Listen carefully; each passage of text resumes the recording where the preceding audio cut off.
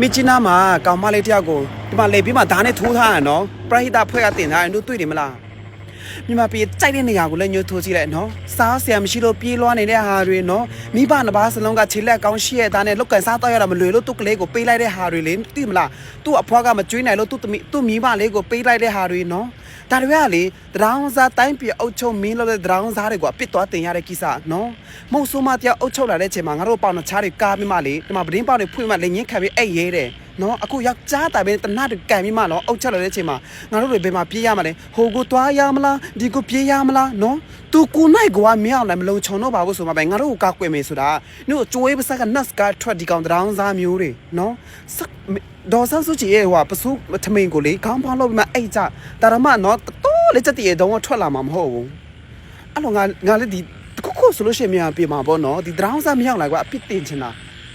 အခုကြိုက်တဲ့နေရာလက်ညှိုးထိုးကြည့်လိုက်မိမှာပြမှာလေနော်စားစရာမရှိလိုရလေသိတယ်မလားစားစရာမရှိလို့ရှိရင်ခိုးလာမယ်လေနော်ကြံမကြံရတွေလှုပ်လာတော့မှလေနော်တမရတွေတော့တိုက်တော့မှလေနော်စားစရာမရှိဘယ်သူမှကြည့်လို့အငတ်ကန်ပြီးမှမတင်နိုင်ကြပါဘူးဘယ်သူမှနော်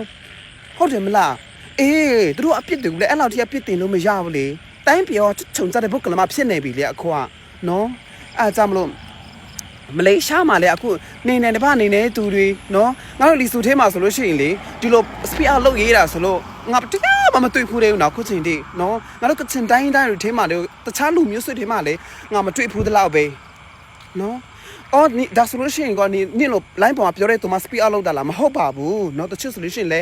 little bit ပေါ့နော်ဒါတွေက little bit ပါပဲနော်တော်လိုင်းရင်မှာပတ်စံကူညီကြတယ်နော်ဟိုလိုအပ်တဲ့နေရာစစ်ပေးရှောင်နေပေါ့နော်ဒါလည်းကူညီတာကောင်းပါတယ်ဒီလိုကောင်းပါတယ်ပေါ့နော်တချို့တွေနေနေတပနေနေတဲ့သူရှိလို့ငါဂျားတွေကပြောပေးရတာပေါ့လေနော်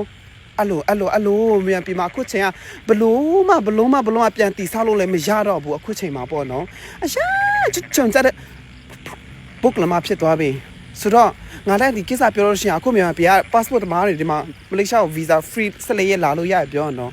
မမင်းအောင်လည်းဖက်ကလူတွေလာတော့မှာပဲ UN ကိုလည်းငါမြန်စာပို့လိုက်အောင်မယ်